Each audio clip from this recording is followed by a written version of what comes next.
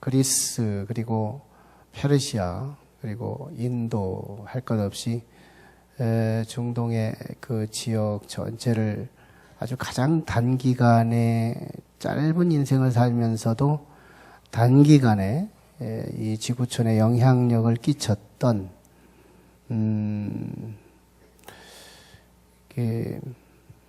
알렉산더 대왕의 이야기를 우리는 잘 알고 있죠. 마케도니아의 제국을 이끌었던 그런 대왕의 이야기. 그분은 정말 자기가 그 나라를 장악하면 시골이라도 도시를 만들어내는 아주 혁신적인 그런 왕이었죠. 굉장히 짧은 인생을 살았어요. 근데도 그리고 제왕 시절도 약 한 10여 년 남짓 그 정도로 아주 짧은 제왕의 역사를 살았는데도 영향력은 굉장히 크게 짧고 굵게 산 사람. 이게 알렉산더 대왕이었죠. 그러면서 이제 그런 도시를 만들어내며 그리고 경제 성장을 아주 주도적으로 못 사는 3세계 같은 그런 세계들을 잘 사는 나라로 경제를 막 일으키는 그런 영향력 있는 또 그리스 문화와 오리엔트 문화, 즉 다시 말하면 서방 문화와 동방 문화를 융합해가지고 소위 헬레니즘 문화, 이게 제3의 문화를 만들어내는 아주 창조적인 그런 리더였죠. 참 짧은 인생에서 많은 영향을 미쳤던 그런 사람이었죠. 그분이 이런 얘기를 합니다. 양 한 마리가 이끄는 100마리의 사자 부대와 사자 한 마리가 이끄는 100마리의 양의 부대와 결투하고 싸우면 누가 이기냐는 거예요. 여러분들은 누가 이길 것 같으세요? 이 정리가 잘 안 돼서 이제 커뮤니케이션이 안 돼 가지고 이제 이해가 안 되는 분도 계시겠지만, 아무튼 양 하나가 리더가 돼서 사자 100마리를 이끄는 그 부대와 사자 한 마리가 리더가 돼서 양의 100마리를 이끄는 그런 부대와 싸우면 누가 이길 거냐 하는 거예요. 예, 다 정리를 하죠. 여러분들 자명한 답이 나올 건데요. 리더가 누구냐? 리더가 양이냐? 아니면 리더가 사자냐? 여기에 따라서 허약한 구성원들, 양이 100마리면 얼마나 약해요. 양 하면 굉장히 무지하고 두려워할 줄 알고 자기밖에 모르고 그런 아주 연약한 존재들이죠. 근데 사자가 이끌면 이게 겁먹던 연약성이 떠나가고 굉장히 야성성이 회복되고 담대해지고 막 사자가 괜찮으니까 나만 믿고 따라와 이러면 가는 거예요. 막 사자의 리더 자꾸 듣는 게 막 사자 같은 소리를 막 듣고, 그러니까 자기 양들이 지가 사자인 줄 알고 착각하고 이제 따라오는 거예요. 양의 작은 힘이 두 힘과 모아지고 세 힘이 모아지고 10 힘이 모아지면서 100마리의 양의 힘도 제법 파워를 일으키더라. 예.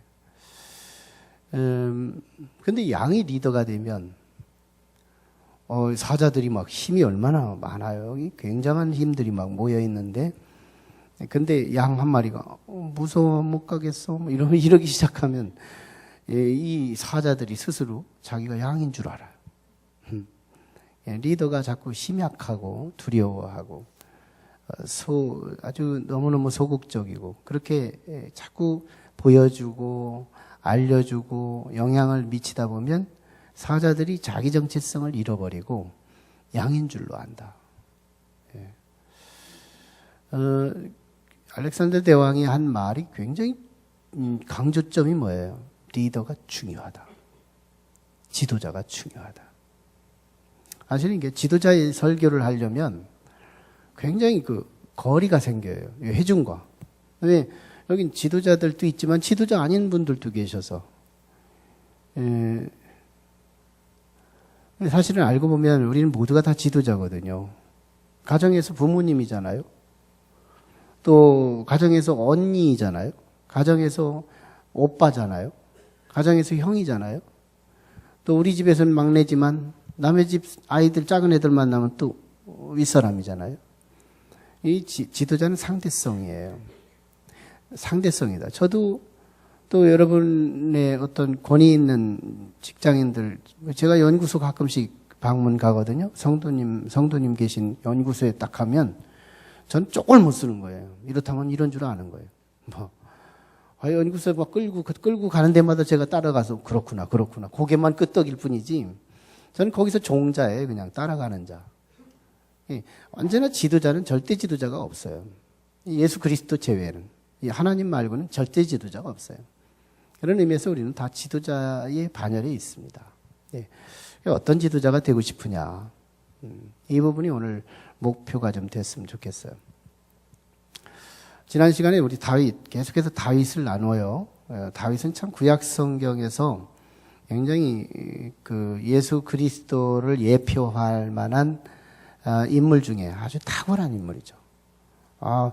다윗이 한 세대가 지나고 나서요, 구약 성경에 흐르는 메시아 사상, 소위 메시아, 이스라엘 민족에 대한 하나님의 은총이 메시아를 통해 실현될 거다 하는 이 메시지를 다윗을 경험한 이스라엘 백성은 또 다윗 같은 메시아상을 그리게 돼요.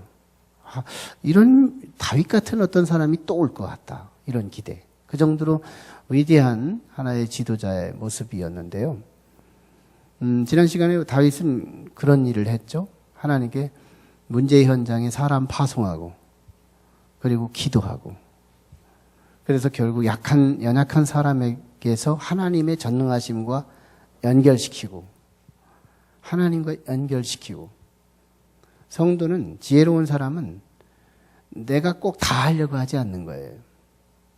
지혜로운 리더는 내가 다 하지 않아요. 다윗은 꼭 할 일을 하는 거예요. 연결사역. 연결시키고 나서 내가 자고 있으면 잘 때 내 일을 해요. 내 일이 일어나는 거예요. 연결을 잘 시키는 거. 그게 이제 우리 지난 시간에 우리가 나눴던 우리식의 연결은 믿음이 연결이다. 아멘? 믿음이 연결이에요.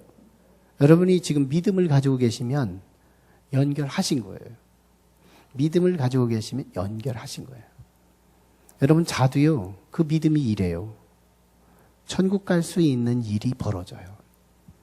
여러분 자도, 여러분 놀아도요, 여러분 딴전 피워도요, 여러분이 믿음으로 하나님과 나를 연결시켰다면 나는 평생 하나님의 활동 역사하심 속에서 나는 하나님 나라 가는데 불편이 없어요. 지장 없어요. 기도가 연결이라 그랬죠? 좌우지간 간절함을 실어서 기도해 보세요.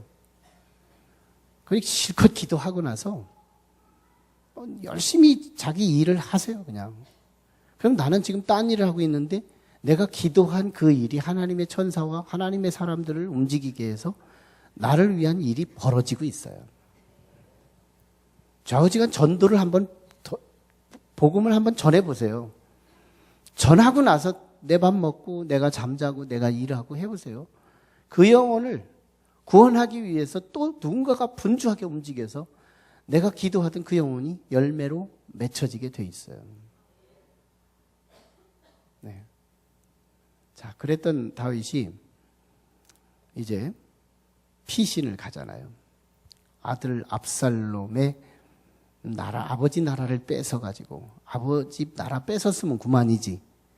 뭘 전국에서 병사들을 다 모아다가 아버지를 죽이겠다고 아버지가 요단강까지 건너가서 자기 목숨 살아보겠다고 도망친 그래서 마하나임 성, 요단강을 지나서도 한참 지나가야 마하나임 성이 있거든요.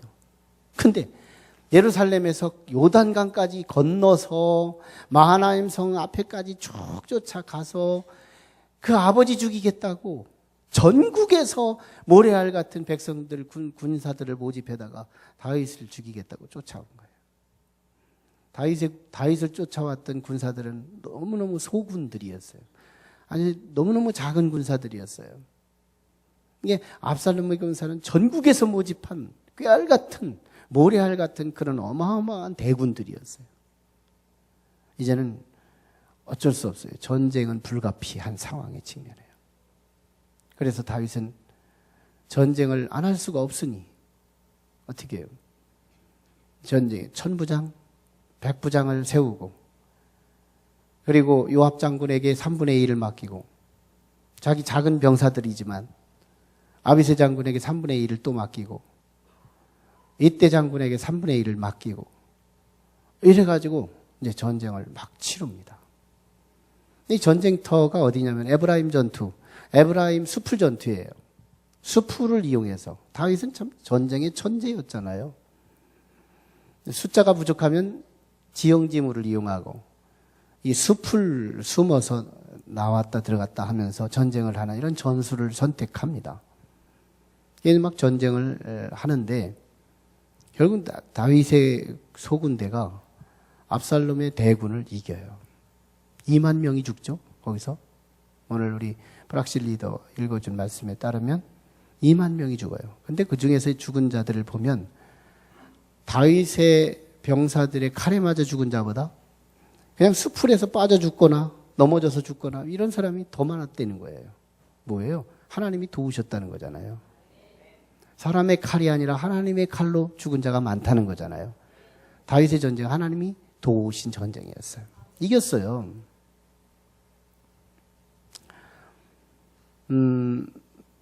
왜 이겼느냐? 이 부분이 우리가 이제 굉장히 중요한 부분이죠. 다윗은 한 지도자로서 너무너무 다윗의 지도력이 너무너무 중요했다는 부분.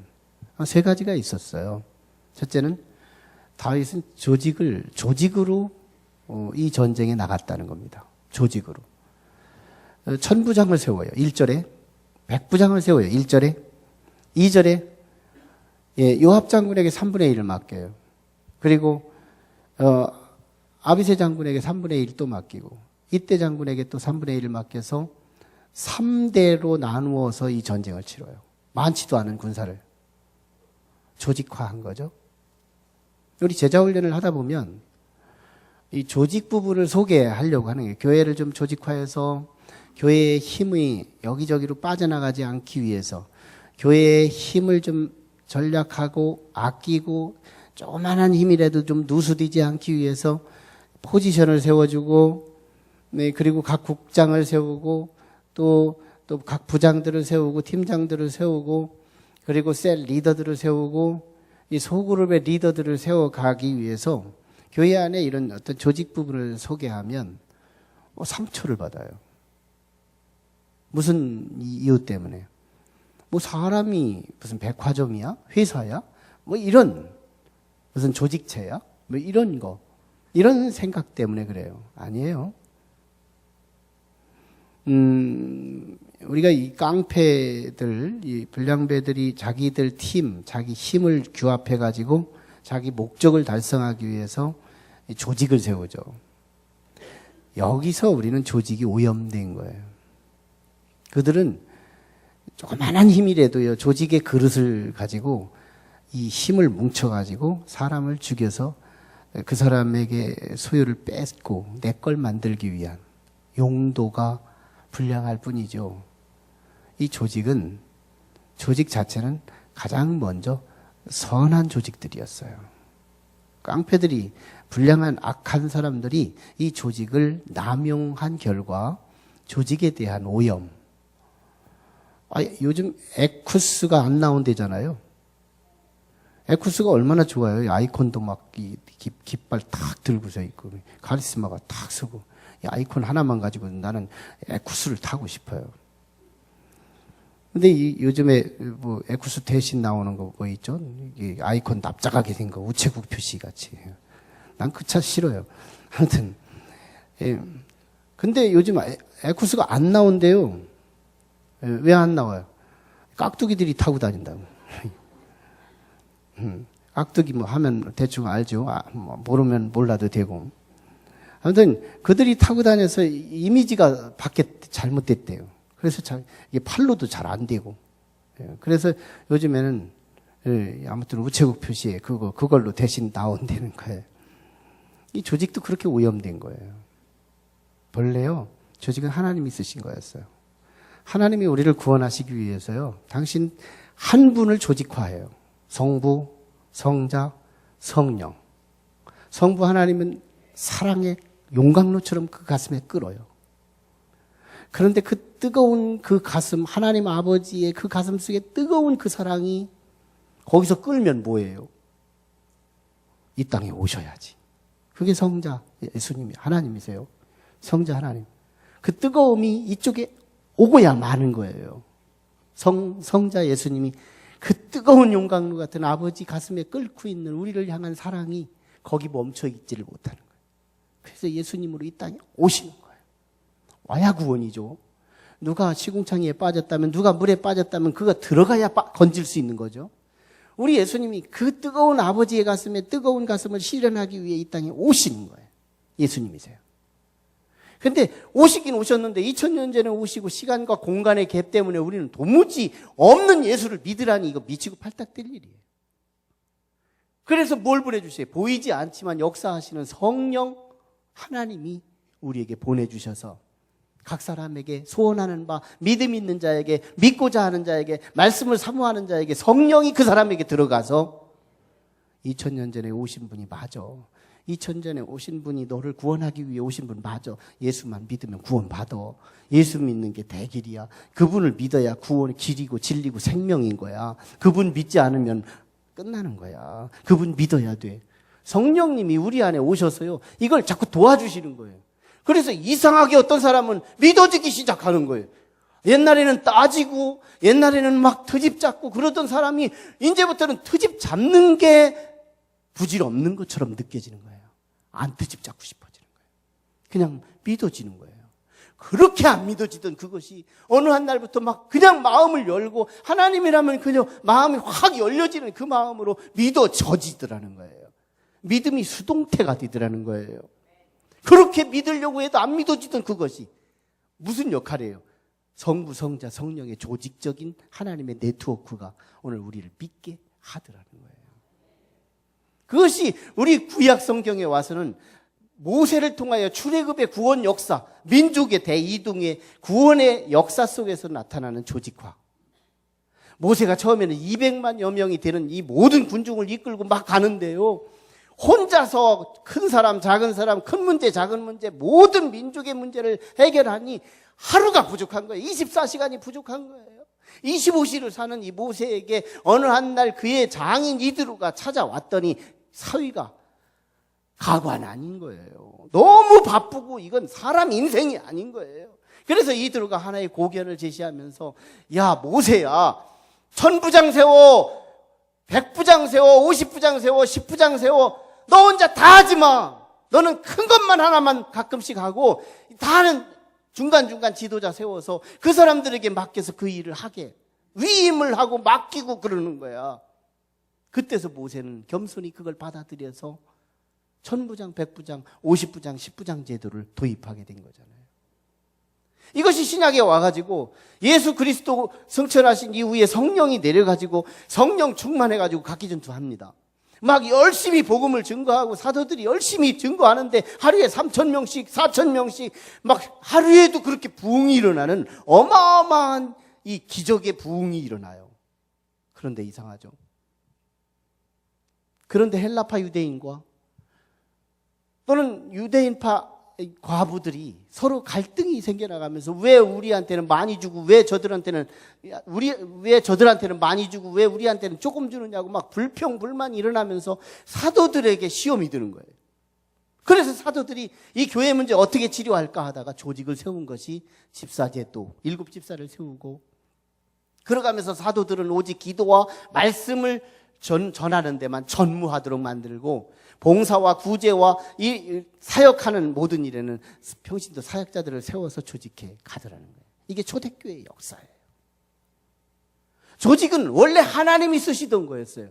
악한 사단들이 그걸 가지고 야 우리도 힘 모아가지고 우리의 목적을 달성하자 해가지고 그래서 조직이 교회 안에 들어오려고 하니 원래 교회에 있었던 걸 다시 회복하려고 하는데 이 무지가 마귀한테 속아서 하나님 나라를 반대하려고 하지 않는데 나도 모르게 반대하고 있는 거예요. 오염된 거예요. 우리는 다시 회복해야 되는 거예요. 조직은 그릇이에요. 무슨 그릇? 파워의 그릇. 힘의 그릇이에요. 거룩한 힘은 많으면 많을수록 좋은 것이에요. 거룩한 힘은 뭉치면 뭉칠수록 좋은 것이에요. 왜? 그 힘이 사람을 살리거든요. 그 힘이 교회를 회복시키거든요. 그 힘이 죽어가는 영혼을 살려낼 수 있거든요. 다윗은 이런 조직에 감수성이 있었어요. 하나님이 그 조직을 할 수 있도록 그걸 기름 부어 주시는 거예요. 여기에 승리가 없겠어요? 다윗의 지도력의 영향력 대단하잖아요. 근데 압살롬의 부대 보세요. 전국에서 모아는 막 모래와 같이 하늘의 별처럼 어마어마한 병사 중에 아마사 장군 하나만 세워요. 그래가지고 에브라임 숲을 전투에서 싸우는데 숲을 속에 숨어있는 이 사람들을 아마사 장군이 어떻게 컨트롤해요? 오합지졸이지. 장군 하나만 세워가지고 나온, 숫자만 믿고 나왔던 이 아마사 장군은 뭐예요? 아무것도 못하는 거예요. 다윗이 두 번째 영향력 있었던 제스처가 뭐예요? 자기의 소속 부대원들과 나는 반드시 너희와 함께 가리라. 2절 하반절에 반드시 너희와 함께 가겠다. 이게 어디의 현장인데요? 전쟁터거든요. 전쟁터는 잘못하면 어떻게 되는데요? 죽을 수 있거든요. 사지의 현장. 내가 잘못하면 죽을 수도 있는 현장이지만 지도자는 뒤에서 뒷짐지지 않고 뒤따라가지 아니하고 내가 앞장서도 죽어도 내가 먼저 죽겠다고 나가는 이 다윗의 리더십, 다윗의 이 영향력. 여기서 역사가 시작되는 거예요. 다윗은 지금 죽음의 현장에 내가 먼저 죽겠다고 나가는 거예요. 그때 어떤 일이 벌어져요? 2절에서 그렇게 나가니까 3절에서 다윗의 백성들이, 다윗의 군사들이 뭐라고 해요? 왕이시여, 지금 압살롬의 대원들은 우리들이 죽는 거, 우리들이 도망치는 거, 우리들이 죽어 넘어지는 거 별 관심 없어요. 압살롬의 부대들은 왕 한 생명 하나만 지금 목격하고 있는 거예요. 목표하고 있는 거예요. 왕 하나만 죽이면 이겼다고 하지만 우리는 절반이 죽어도 이겼다고 생각하지 않아요. 왕 한 생명은 우리의 10,000명보다 더 귀한 영혼이니 왕은 살아야 계셔야 되는 거예요. 그러므로 앞장서면 안 돼요. 그래서 결국 성화에 못 이겨 다윗은 뒤로 물러가요. 마하나임 성으로 들어가요. 예. 이 영향력, 이 파워 있는 영향. 여기서 기적이 일어나잖아요. 근데 압살롬의 부대를 보세요. 압살롬은 원래 전장터에 나갈 생각이 없었어요. 근데 나중에 다윗의 모사였던 후세가 이번에는 왕도 같이 나가셔야 됩니다. 이렇게 하자 억지로 나오게 되는 거예요.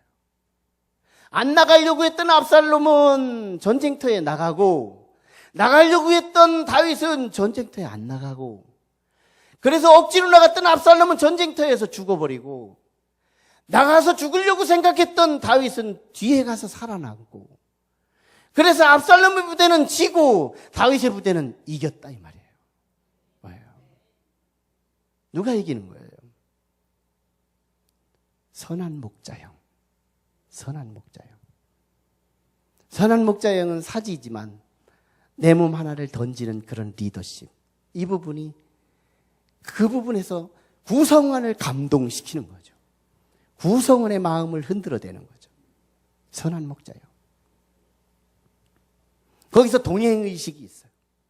그게 하나님의 역사죠. 예수 그리스도가 하늘 보좌에 그냥 계실 수 없어서 저와 여러분들을 구원하기 위해 이 땅에 안 오실 수 없어 오셔서 우리의 삶의 현장에 오셔서 같이 추위를 경험하고 더위를 경험하고 미움을 경험하고 이러가면서 같이 우리의 사망의 이 땅 위에 예수 그리스도가 오셔서 결국은 십자가에 죽어 죽이시기까지 오셔서 가장 선발대로 죽어주신 예수 그리스도 선한 목자시잖아요. 선한 목자세요. 여러분 여기에 응집력이 있어요. 선한 목자 주변에는 응집력이 있다. 선한 목자 자체가 찐득이 역할을 하는 거예요. 끈끈이 역할을 하는 거예요. 여러분 우리가 선초에 일어난 우리 이순신 장군이 배 12척 가지고 외선 500척을 물리칠 때요. 그 이순신이 선한 목자 의식도 없이 선한 목자 사역을 하잖아요. 근데 죽겠다는 거예요. 난 죽겠다. 일사각오. 그게 이순신이 한 말이잖아요. 일사각오의 의식. 죽겠다는 거. 근데 어떻게 돼요? 그 주변에 있었던 여성들, 그 주변에 있었던 많은 농부들, 이들의 에너지들이 다 모아지기 시작하잖아요. 놀라운 이적이 우리가 알던 모르던 선한 목자형으로 사람들을 구원받더라는 거예요. 모르면 몰라도 우리 가정에 우리 부모님들이 선한 목자형이라면 자녀들에게서 인물이 나올걸요. 우리 가정의 리더들이, 우리의 사회의 리더들이, 우리 학교의 선생님 리더들이, 우리 교회의 셀 리더들이, 교회의 담임 목사가 선한 목자형이라면 그 구성원들은 결론은 잘 될걸요. 선한 목자형에게 하나님은 기름 부으시는 거예요. 하나님은 승리를 주시는 거예요. 선한 목자형에게 주시는 거예요. 다윗은 세 번째가 너그러운 리더십이 있었어요. 긍휼의 리더십. 여러분 5절에 보면, 5절 중반에 보면 우리 이 세 명의 사령관 부대 장군들 세 사람에게 온 백성들 앞에서 광고 형식으로 압살롬을 너그럽게 여겨달라. 모르는 사람이 없어요. 그런 상황에서 압살롬을 너그럽게 여겨달라. 우리가 이렇게 생각하면 아, 다윗은 자기 아들이니까 너그럽게 얘기해달라고 하겠지라고 오해할 수 있지만 다윗은 원래 너그러운 사람이었어요. 왜냐하면 자기와 피붙이 하나 붙지 않은 사울 왕이 그토록 자기의 원수 역할을 했지만 나중에 사울 왕을 죽일 기회가 왔을 때 그를 향하여 너그럽게 긍휼히 여기잖아요. 나중에 옷자락 하나 베인 것도 미안해하고 그런 긍휼을 품어내잖아요. 나중엔 블레셋으로 망명 갔을 때 시글락 당해서 자기의 가족들 처자식들이 아말렉 군사들에 의해서 다 체포해 가고 모든 탈취물들을 빼앗겨서 갔을 때 다윗이 나중에 알고 그것을 추격해서 가는데 얼마나 시각이 바빠요. 잘못하면 자기 처자식들을 잃어버리고 자기의 모든 소유를 잃어버릴 위기에 처했는데 막 광야를 향하여 추격해서 가는데 한 소년이, 애굽 소년이, 잘 보니까 애굽 소년이 거기서 병들어서 먹지도 못하고 마시지도 못하고 시름시름 죽어가고 있는 거예요. 다윗은 그렇게 촉박하고 분주한 상황에서도 그 애굽 소년 하나에게 물을 줘요. 먹을 음식을 줘요. 그러가면 그가 살아날 때까지 기다려요. 그래서 살려고 보니까 이 소년이 다윗이 아말렉 군사들이 어디로 갔는지 모르고 있는 상황에서 이 아이가 내비게이션 역할을 하잖아요. 지도 역할을 하잖아요. 그래서 추격해가지고 그걸 찾아오는. 다윗은 언제나 자기 가족뿐 아니라 다른 사람에게조차도 그에게는 너그러움과 긍휼이 있었다는 거예요. 긍휼이 있었다. 여러분, 지도자의 사랑이 없는 지도자에게서 인물이 나온 역사가 없대요.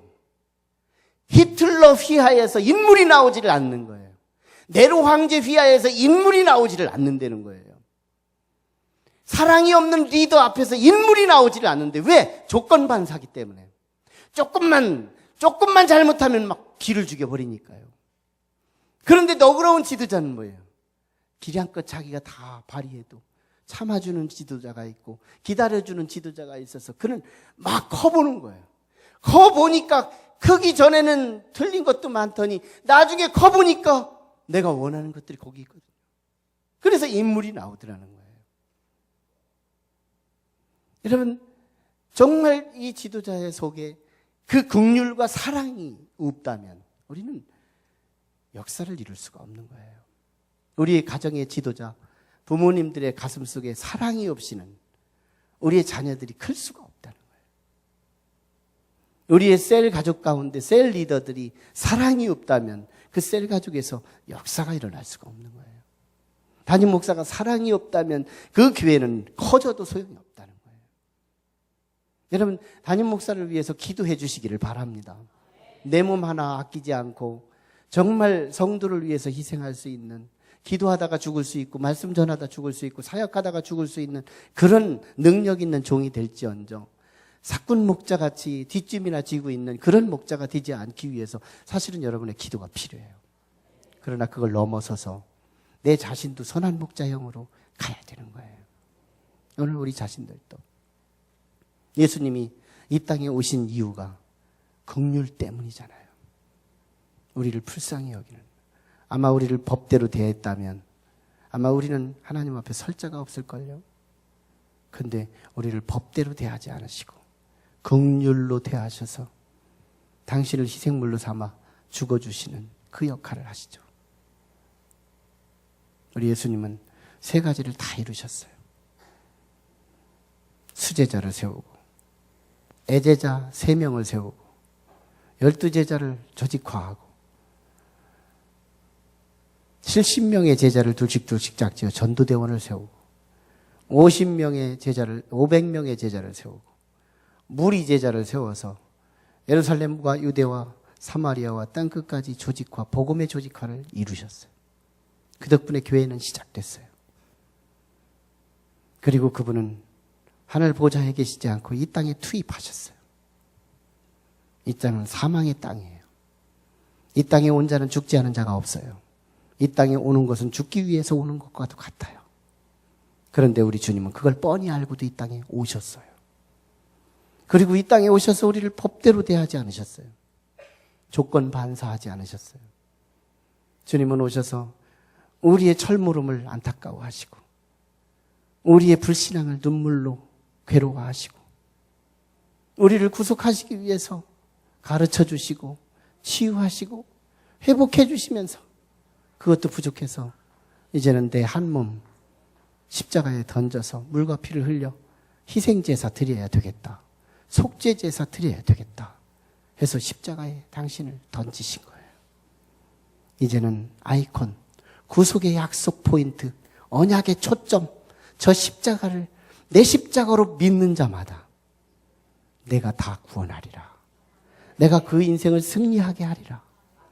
그래서 예수 믿는 자마다 영원한 생명을 소득하는 영원한 승리자가 되게 하셨다는 거예요. 여기서 대비해봐요. 다윗이 조직했죠.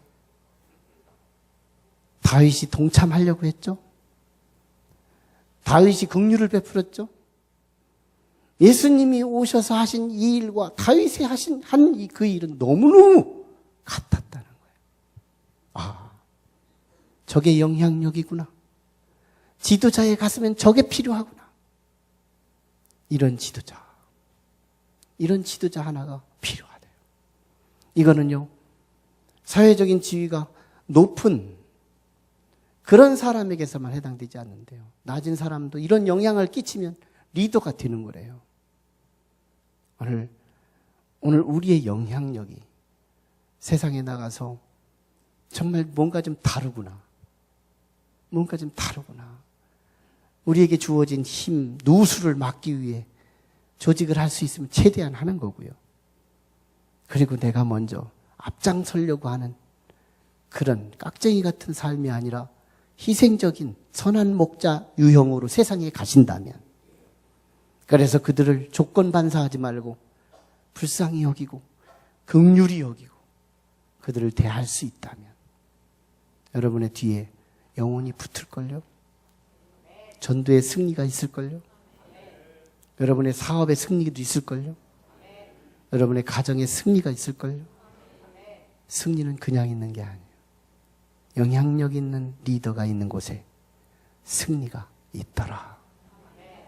오늘 승리는 우연의 일치가 아닙니다.